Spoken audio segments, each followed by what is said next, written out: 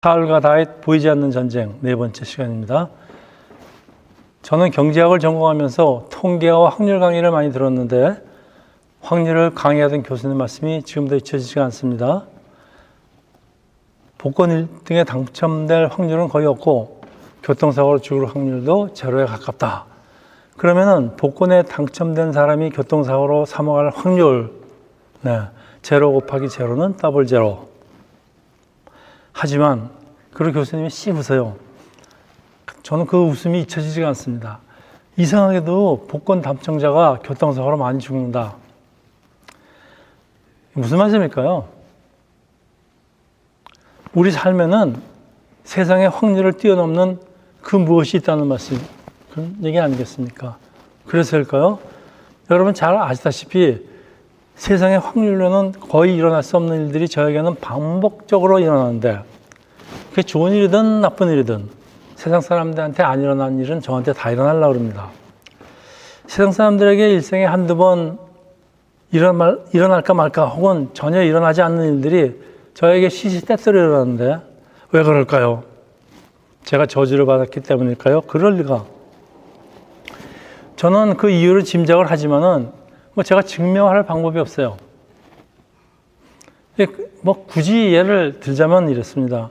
여러분 잘 아시다시피 제가 전자제품이나 혹은 컴퓨터에 관한 제품을 사면은 불량품이 오는 경우가 아마 반 넘는 것 같아요. 그래서 저는 제품을 받으면 아예 리턴할 것을 예상을 하고 조심스럽게 언박싱하는 습관이 들었습니다. 그래서 이제 컴퓨터를 전공한 저하고 한 20년 가까이 근무한 미국 직장 동료 말이 왜 그러니? 그러니까 도대체 자기도 이유를 알 수가 없대요. 아마도 너희 몸에서 전자파나 자기장이 나와서 컴퓨터 망가뜨리는 게 아닐까? 자전 설명은 안 된다.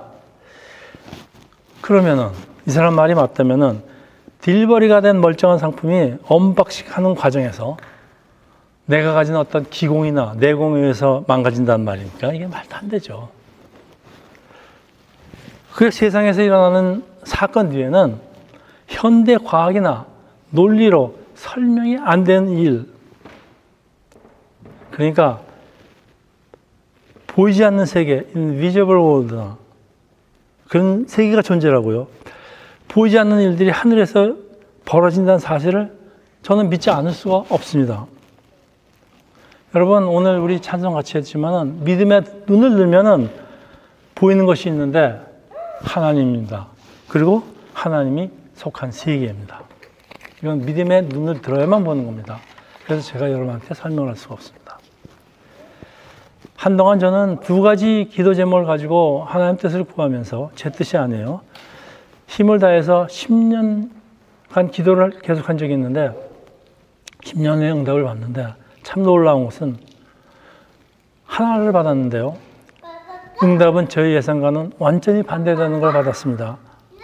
제 생각에는 오히려 응답받지 못한 것들이 하나님의 나라를 구하면서 더 구하면서 그런 기도였는데 그건 응답받지 못하고 오히려 저의 그 어떤 성취나 그런 것들이 섞인, 그것도 하나님 나라를 구하는 것지만 섞인 기도가 응답을 받은 것 보고 저는 상당히 놀랐습니다.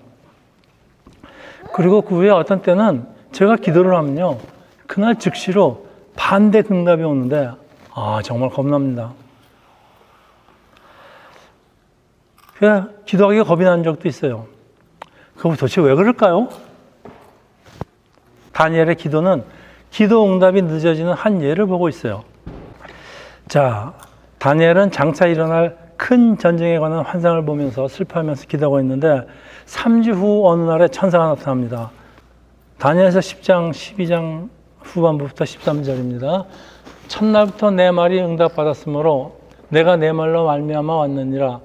바사 왕국의 군주가 이상한 일 20일 동안 나를 막았으므로 내가 거기에 바사 왕국의 왕들과 함께 머물러 있더니 가장 높은 군주 중 하나인 미가엘이 와서 나를 도와주므로.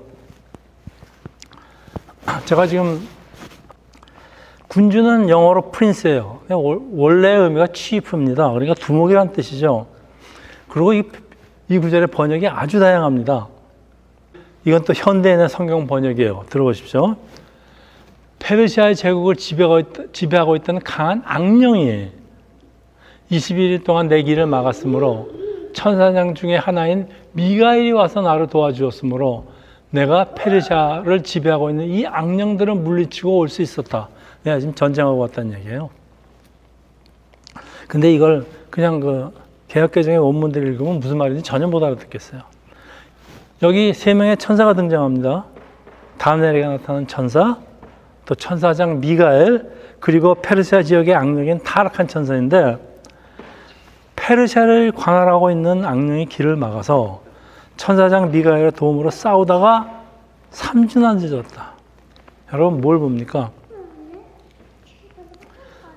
천사와 타락한 천사들이 하나님의 뜻이 이 땅에서 이루어지는 것을 두고 치열한 전투가 벌어지는데, 저는 아마도 제 안에서 저한테서 일어나는 그 많은 일들이 이런 전투와 동시에 일어나는 일이 아닐까, 그렇게 저는 확신합니다. 그죠? 자, 우리 눈으로 보이지는 않아도 하늘에서 일어나는 전투는 땅에서 벌어지는 일과 직접적인 관련이 있습니다. 그런데 사탄과 악령은 정말 존재할까요? 예, 상당히 많은 사람이 하나님과 천사의 존재는 믿겠습니다. 교회 다니는 사람이 당연히 믿겠죠. 하나님 믿고 천사 안 믿겠다는 교인들도 많아요. 사탄과 악령의 존재는 못 믿겠다. 근데 여러분, 사탄도 원래는 하나님을 보좌하던 천사장입니다. 이건 성경에 나와 있는 얘기예요. 그리고 하나님께 반란한 후에 쫓겨난 타락한 천사들이 한 3분의 1이 쫓겨났다 그러는데, 세상에서 한 영혼이라도 더 지옥으로 끌고 가려고 오늘도 하나님 일을 방해하는데, 이 크리스찬 삶 속에서 일어나고 있는 전투가, 그리고 하나님의 백성을 두고 하늘에서 벌어지고 있는 천사와 타락한 천사들 간의 전투는 우리 눈으로 볼 수는 없지만은 실제로 일어나고 있다는 성경 기록인데, 여러분 성경 기록 못 믿겠습니까? 그러면 이 전투, 이런 일들이 오직 저한테만 많이 일어나겠습니까? 우리 크리스찬한테는 다 일어납니다. 이거 많이 일어나는 사람이 사탄이 지목하는 인물이고요. 이거 전혀 안 일어나는 사람은 넌 너라 그냥 자. 여러분 그렇게 생각하시는 게 맞습니다. 자, 사무엘상 16장 13절에서 14절입니다. 사무엘이 기름 뿔병을 가져다가 그 형제 중에서 그에게 부었더니 이날 이후로 다윗이 여호와의 영에게 크게 감동되니라. 사무엘이 떠나서 라마에게 가니라. 여호와의 영이 사울에게서 떠나고 여호와께서 부르시는 악령이 그를 번뇌케 한지라. 18장 19장에서 지금 이상한 일들이 계속 일어나는데 이게 무슨 일이에요 지금? 18장 19장에 일어나는 일들은 하늘에서의 천사와 타락한 천사의 전쟁입니다.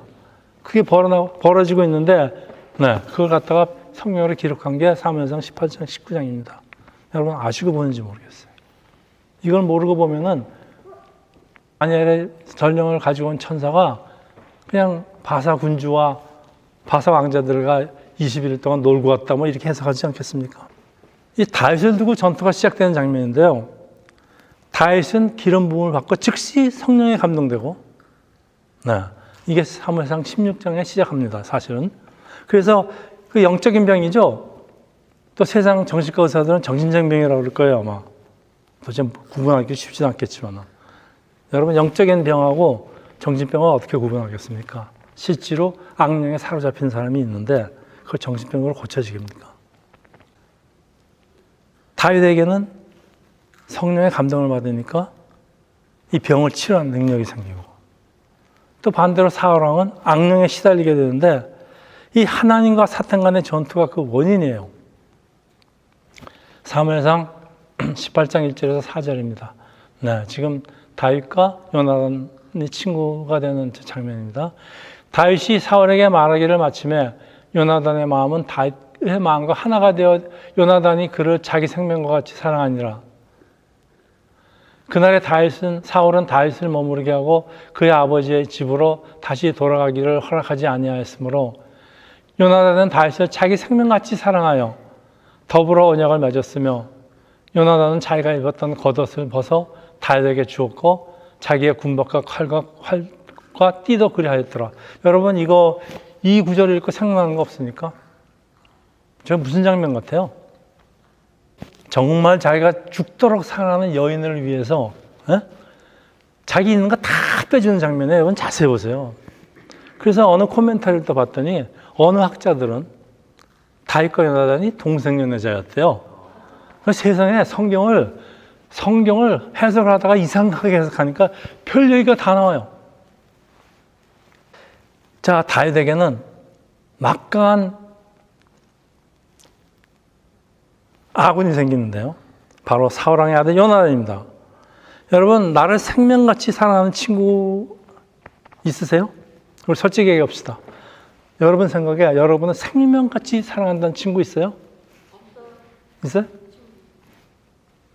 그거는 친구가 아니죠. 이거는 동성연애는 아니지만 연인 사이죠. 연인 사이는 있어요. 네. 자, 근데 이런 친구는 일생에 한 번 얻을까 말까 확률이 제로입니다. 왜냐하면 인간이 악하기 때문에 그래요. 딸이 자기의 원수를 사랑하니까 너무 좋대요. 그리고 자기 아들, 그 아들은 아버지 집에 와서 스파이 노릇 하겠대요.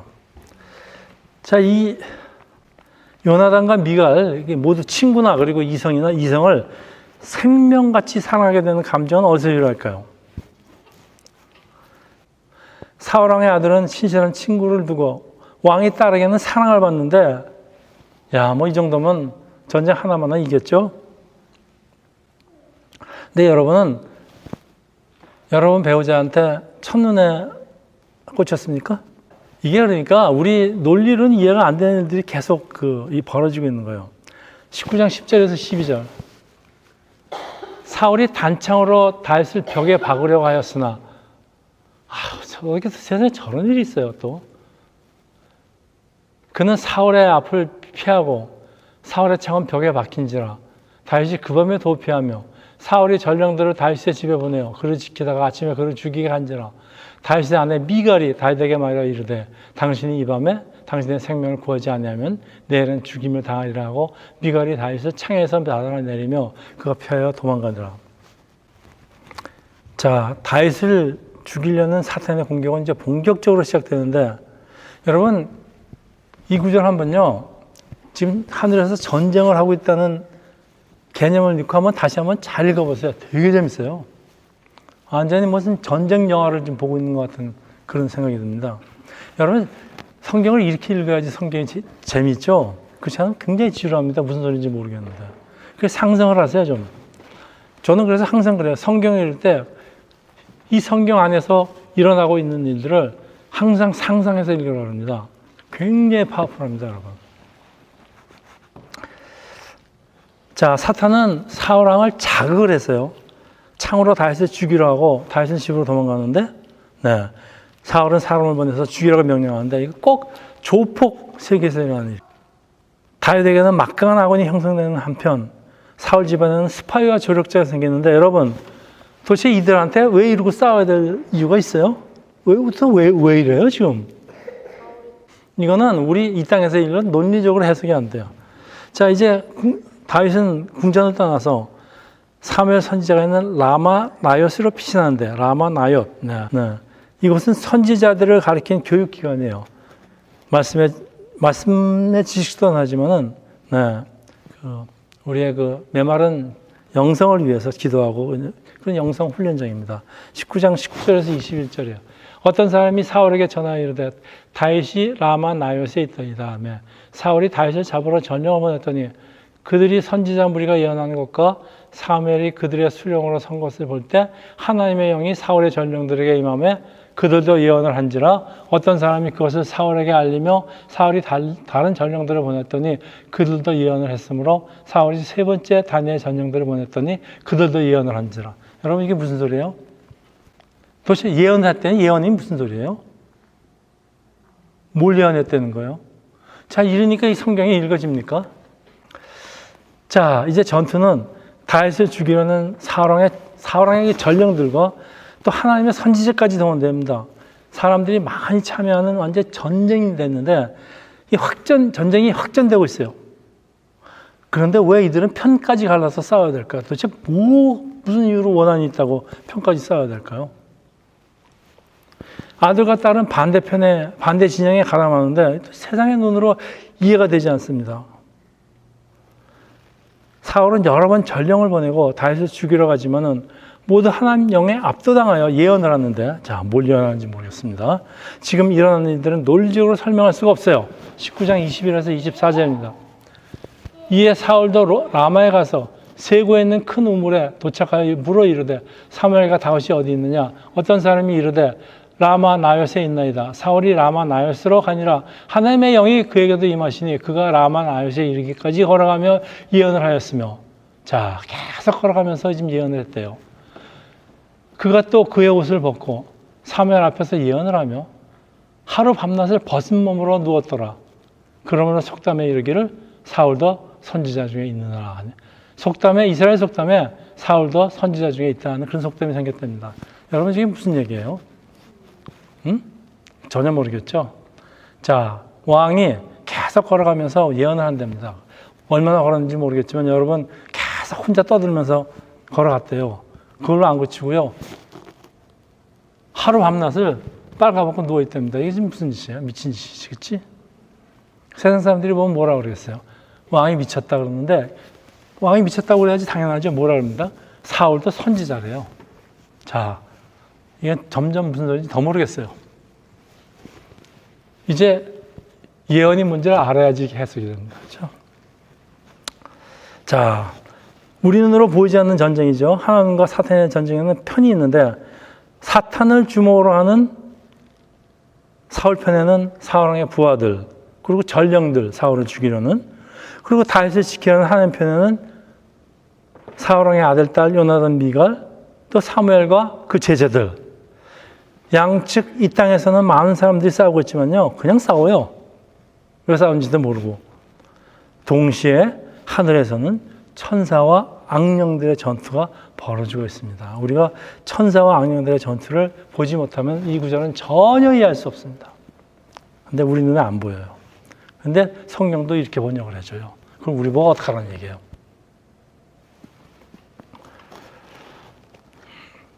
여러분, 이제 예언을 한다의 원문의 의미를 알아야 되죠. 네. 예언을 한다는 뜻이 사무엘이 하나님의 영에 사로잡혀서 황홀경에 빠져갖고서는 그것도 하나님을 찬양한다는 뜻이에요. 이게 예언하는 원문. 그러니까 하나님을 찬양하면서 저는 8시간도 해봤어요. 어떤 사람은 교회 와서 하나님을 찬양하면서 너무 기뻐서요, 신발 벗고 그냥 옷도리 벗고 방방 뜁니다. 네, 그런 현상이에요. 우리는 그 이유를 알죠. 성령에 감동돼서 그렇다는 거예요. 마찬가지예요. 지금 예언을 하는 건 성령에 감동돼 갖고서는 예언을 하는, 찬양을 하는 겁니다. 그러니까 하나님 편에서 하는 일은요, 사울과 사울의 전령들이 찾아만 오면은 성령을 감동시켜 갖고서는요, 오히려 거꾸로 하나님 찬양하게 만든다는 그런 얘기예요. 네, 그러면 이제 이해가 다 가죠, 이런 일들이. 사울이 하나님을 찬양한다. 예. 성령에 사로잡지 않으면 이런 일이 일어났어요. 사울이 어떻게 하나님을 찬양합니까? 우리는 하늘에서 전투가 벌어지고 있는지도 모르고 뭐 합니까, 우리는? 자, 저거 내일은 내가 어떻게 하면 출세할까? 내가 어떻게 하면 돈을 좀 벌까? 내일은 뭘 사면 주식이 오를까? 뭐 이런 생각만 하지 않아요, 솔직히 얘기해서. 이 땅의 일들만 걱정하고 있죠. 우리 영안이 완전히 다쳐서 그래요. 이럴 때 우리가 할 일은 뭘까요, 여러분? 뭐예요? 하나밖에 더 있어요? 기도죠, 뭐. 근데 기도는 아무나 하나요? 아무 때나 하나요? 기도를 하기 위해서는 자극도 필요합니다. 성령의 감동입니다. 지금 세상 말로 표현하는데. 하늘에서 일어나는 일을 감지하는 영적인 능력, 영안이 열려야 됩니다, 여러분. 영안이 열리는 게 이렇게 중요합니다. 우리의 영안은 누가 열어주십니까? 자기가 합니까? 성령이 열어주시는 거 아니에요. 근데 우리가 반드시 기억할게요. 기도는 악한 영들을 묶는 힘이 있다는 사실입니다. 네. 여러분, 사탄하고 악령하고 싸워서 우리가 이길 것 같습니까? 절대 못 이깁니다. 우리 백목사가 그래서 마귀야 물러가라, 사탄아 물러가라 그러지 않습니까? 기도입니다. 기도면서 축복을 명령입니다. 내가 기도했으니 너는 물러나야 된다. 여러분 이렇게 중요합니다. 이런 거 안 하면 영적인 게 없어서 기도가 안 나옵니다. 그래서 우리가 말씀을 배우면서 기도하는 습관을 만드는 것이 평소에 우리가 갖출 영적인 무장입니다. 이거 없으면 여러분 평소에 습관 안 해놓고 그냥 아무 때나 막 나오는 거 아닙니다. 우리가 예수를 영접하면요. 우리는 저도 처음에 그랬어요. 예수를 영접하면은 하나님의 보호가 이제 나한테 떨어질 것인데 나는 이제 참 걱정도 없이 잘 살겠다. 그런데 막상 저한테 일어나는 일들은 이상 야릇한 일들만 왜 세상에 있는 불량품들이 왜 전부 다 저한테 옵니까? 불량품이 날 확률은 0.1% 정도 되는데요. 그게 반이 왜 저한테로 와요? 확률상으로 없어요. 근데 온단 말입니다. 자, 싫든 좋든 나는 내 의사와 관계없이 영적인 전쟁터 속으로 들어와서 그래요. 전쟁터. 여러분 제가 최근에 며칠 동안 시간 날 때마다 세계 역사를 유튜브에서 세계 역사를 다시 봤는데 주로 뭘 봤는가 하면 제가 오스만 제국에 대해서 잘 몰랐습니다. 13세기, 14세기부터 시작해서 나폴레온 전쟁 할 때까지니까 19세기까지 계속된 굉장히 오래된 제국이고 그 오스만 제국은 무슬림이니까 그 서방의 기독교 세력과 수없는 전쟁을 치렀습니다. 그리고 이제 로마 제국의 역사도 요즘 다시 보고 있는데 굉장히 재밌어요. 그런데 제가 하나 발견한 게 있어요. 이 전쟁터에서 대장들은 여간해서 안 죽어요. 워낙 무술이 높고 그다음에 부하들이 쫙 지나치고 보호하고 있기 때문에 대장이 적진에 같이 가지 않으면 부하들이 따라오질 않습니까? 그러니까 대장은 무조건 갑니다. 근데 막 쳐들어서 죽이려고 해도요. 부하도 많고 또 부하가 없더라도요. 그 대장이 아무나 됩니까? 그냥 뛰어난 무술을 갖고 있어야 됩니다. 그러니까 대장을 죽일 방법이 없어요.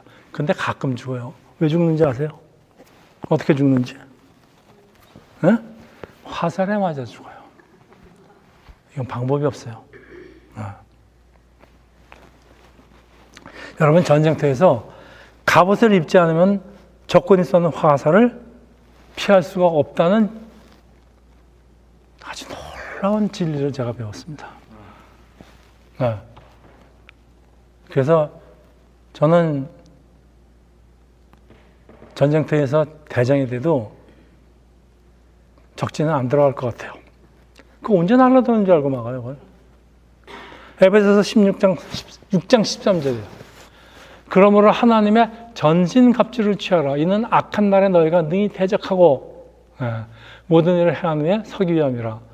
모든 것 위에 믿음의 방패를 가지고 이로써 능히 악한 자에 쏘는 불화살을 소멸하고. 여러분, 불화살을 소멸하는 막아주는 그것은 믿음의 방패라는 얘기예요. 예. 믿음이 있으면은 이게 방패가 돼서 막아준다는 얘기입니다, 여러분. 그렇지 않으면 제가 이 노리고 있는 저 적군들 틈에서 저 악령들이 장난친 틈에서 어떻게 살아남을 수가 있겠습니까? 예. 참 놀라운 사실을 다시 한번 깨닫게 됩니다. 저한테 일어나고 있는 일들, 또 제가 어떻게 지금까지 멀쩡하게 살아있을 수 있을까? 골로새서 1장 16절하고 히브리서 11장 3절입니다.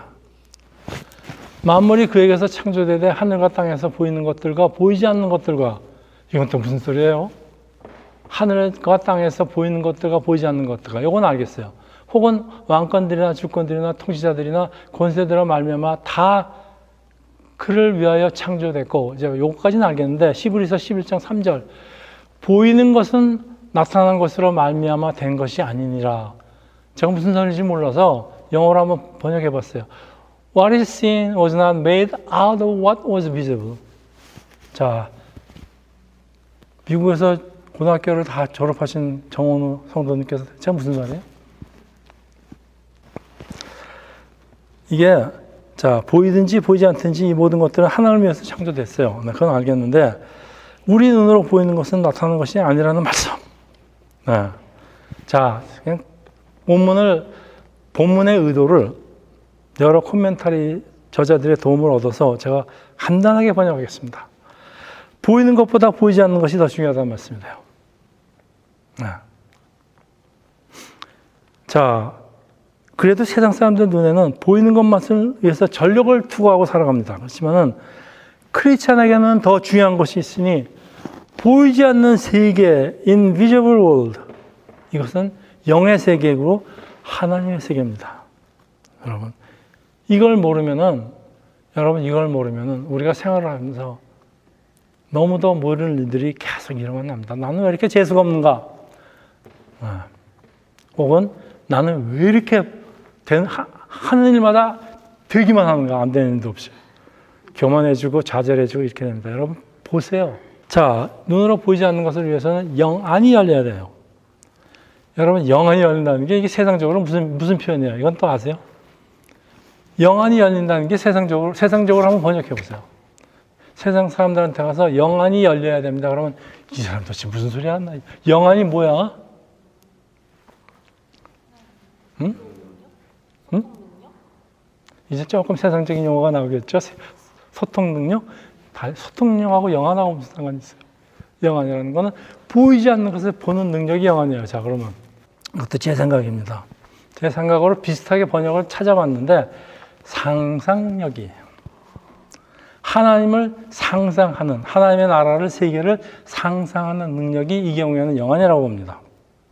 제가 한 해석입니다. 뭐 틀릴 수도 있어요. 여러분, 이 상상력이 얼마나 중요한가는요. 여러분, 상상력 능력이 없으면요. 여러분, 사실 이건 죽은 사람이랑 똑같아요. 현대 그 놀라운 발명품은 여러분, 제 발명도 아시죠? 모두 이 발명가의 상상으로부터 시작합니다. 상상이 없으면 어떻게 발명을 합니까? 그게 뭔지 알고. 그래서 그 사이언티픽 영화에 등장하는 그 어떤 그 참 희한한 디바이스들은 지금은 없죠. 없지만 언젠가는 다 발명될 거예요.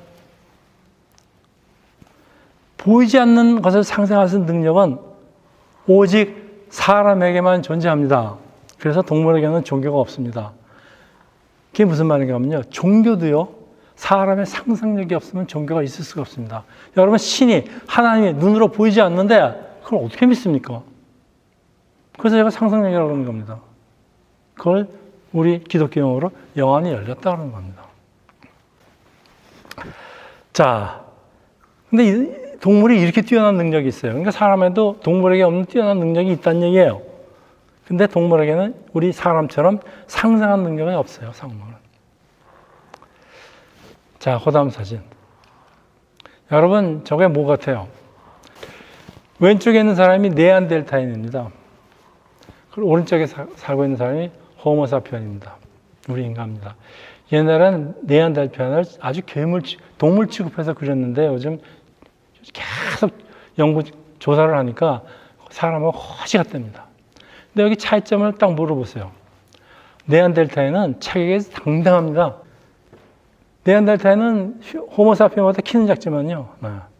나머지 건 올드합니다. 자, 그래도 인류와 가장 가까운 종인 네안데르탈인 사람에게도 인류에게도 한 2%의 유전자가 흐르고 있다고 합니다. 네안데르탈인의 유전자가. 네안데르탈인은 한 80만 년 전에 등장해서 우리 호모사피언까지 쭉 같이 살다가 호모사피언이 시작을 한 15만 년, 20만 년 전이니까 그리고 호모사피언과 4만 년 전에 공존했으니까 한 10년, 15만 년 정도 공존했다고 합니다. 그래서 많이 피가 좀 섞이기도 했대요. 그래서 우리한테 네안데르탈인의 이제 피가 흐르는 건데 나중에 출현한 호모사피언과 경쟁해서 집니다. 그리고 아주 멸종을 합니다. 그래서 이걸 갖고 이제 이런 아이디어를 갖고 쓴 우리나라 드라마가 있죠. 아스탈 연대기. 자, 이들보다 신체적으로 열등하고 뇌의 크기도 작은 호모사피언이 어떻게 경쟁해서 이길 수 있었을까요? 이게 지금 인류학자들, 고고학자들이 가지고 있는 가장 큰 난제입니다. 어떻게 그 두개골 더 컸어요? 두개골도 훨씬 우리 차너 뒷머리 같이 이렇게 커갖고서는 아주 똑똑해 됩니다. 그러면 머리 좋고 신체 건강하고 튼튼하고 멸종할 이유가 없어요. 멸종을 해서 호모사피엔이 늦게 출현했으면 호모사피엔이 다 잡아 죽었어야죠. 그러니까 이게 숙제가 안 풀리는 거예요. 도대체 왜 그런지. 다들 저도 궁금했어요. 그런데 아주 최근에 많은 학자들의 지지를 받는 학설이 있습니다. 여러분 뭐 같아요? 응? 맞습니다. 상상력. 인간에게는요, 네안데르탈인에게 없는 유전자가 있다는 가설인데요. 보이지 않는 것을 상상하고 믿는 유전자가 있다는 가설인데요. 자, 또 학자들이 주장할 쪽에는 어떤 근거가 있어야 되지 않습니까? 자, 저기 보세요. 여러분 저 그림 뭐 같아요? 저게 호모사피엔이 살던 동굴에서 발견된 벽화예요. 저도 저게 모르겠는데 실줄이 있으니까 뭐 저게 뭐예요? 자기는 그 당시에 존재하지 않는 것들 아니에요. 보통 뭐 사슴, 뭐 사자, 뭐 이런 그림들 쫙 있어요. 벽에는 자기들이 사냥한 것들 뭐 이런 건데 저건 뭡니까, 여러분? 에? 우주인 같기도 해요. 외계인 같기도 하고. 어쨌든 뭐가 됐든 상관없이 저런 건 없어요. 그럼 저게 뭐예요? 사람이 상상해서 그린 그림이라는 얘기예요. 이게 근거입니다. 저런 것들이 가끔 발견돼요. 그러니까 인류가 살던 동굴 벽화에는 당시에 존재하지 않던 어떤 사람의 상상력을 가지고 막 그린 물체가 그려져 있는데, 그런데 네안데르탈인 동굴에서는요 전혀 없답니다. 그러니까 이걸로 뭘 차이가 있는가 하면은 학자들이 주장합니다. 호모사피엔에게는 상상력이 있었고 네안데르탈인에게는 상상력이 없었다. 결론입니다. 상상할 수 있는 능력은 이 현대 과학을 이끌어가는 원동력이에요. 21세기의 놀라운 발명품들이 모두 상상이 현실화된 것으로 상상할 수 있는 능력이 있는 인류에게는 그런 미래는 제한이 없어요. 여러분, 비전은 보이지 않는 것을, 미래를 꿈꾸는 것이에요. 그러니까 사람에게는 비전이 있어요. 과학은 계속 발전할 거고 우리는 새로운 세대에 계속 적용을 할 수 있습니다. 지구가 아무리 망가지더라도 또 적용을 할 거예요. 자, 이제 결정적인 질문이 있습니다. 왜 유독 호모사피엔에게만 종교가 있을까? 여러분, 종교는요, 우리 아주 그 옛날 인류가 시작할 때부터 종교는 있었습니다. 성경도 하나님이 세상을 만들고 제일 처음 만든 아담과, 믿음은 보이진 않지만 신이 있다는 걸 상상하는 능력이에요. 그게 믿음입니다. 종교는요, 보이지 않는 것을 믿는 능력 위에만 존재합니다. 보이지 않는 것을 믿는 능력이 없는데 어떻게 종교가 존재합니까? 어떻게 눈에 보지 않는 하나님이 믿습니까? 그러니까 이 믿음은 우리 하나님의 선물이라고 합니다. 에베소서. 믿음은 하나님의 선물. 인류와 가장 가깝다는 네안데르탈인까지도 보이지 않는 것을 믿는 능력이 없기에 종교가 없습니다. 여러분, 이게 아주 간단한 얘기 같지만요. 간단한 얘기 같지만 간단하지가 않습니다. 인류에게는 보이지 않는 미래를 상상하는 능력이 있어서 종교가 있습니다. 아주 그 옛날부터. 그래서 종교를 갖고 태어났다 이런 얘기입니다. 왜 인류에게만 종교를 갖고 태어났을까요? 왜 인류가 유전자가 거진 같은 네안데르탈인에게는 왜 애당초부터 종교가 없겠습니까? 여러분, 뭐라고 설명하시겠어요, 이걸?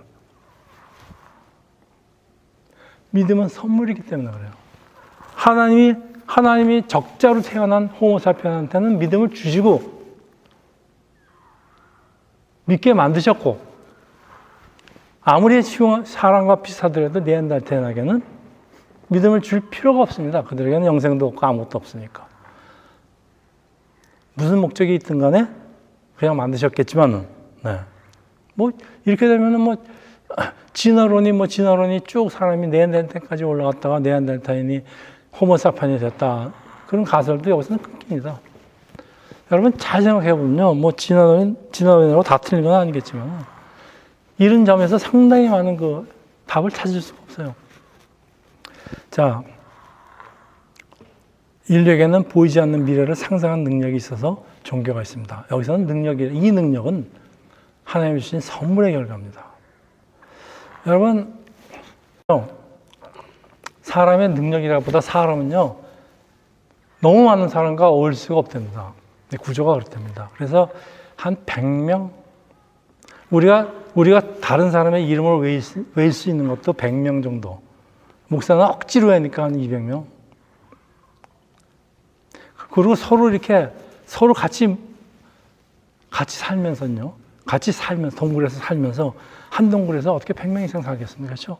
그러니까 사람들이 같이 있는 게 견딜 수 있을 만한 조건이 한 100명 정도 됩니다. 그래서 그 교회 학자들도요, 교회를 100명 넘어가면은 컨트롤이 안 된다 그럽니다. 그건 맞습니다. 그런데, 그래서 네안데르탈인은 100명 이상을 많은 숫자가 모이지 못했답니다. 그거 비교해서 호모사피온도 100명 이상 못 있지만은 거기 종교라는 단어가 첨부되면 얘기가 확 달라집니다. 종교는 수많은 사람을 하나로 묶는 엄청난 놀라운 힘이 있습니다. 여러분, 어느 제국이든 로마 제국이 기독교를 그 많은 전 세계를 묶든 오스만 제국이 그 오랜 세월을 모슬람이라는 그 종교 하나로 존재할 수 있었던 이유가 종교의 힘입니다. 그리고 이 종교는 다 하나님부터 나온 상상력에 기인한다는 얘기입니다. 자, 종교라고 다 진짜는 아닙니다.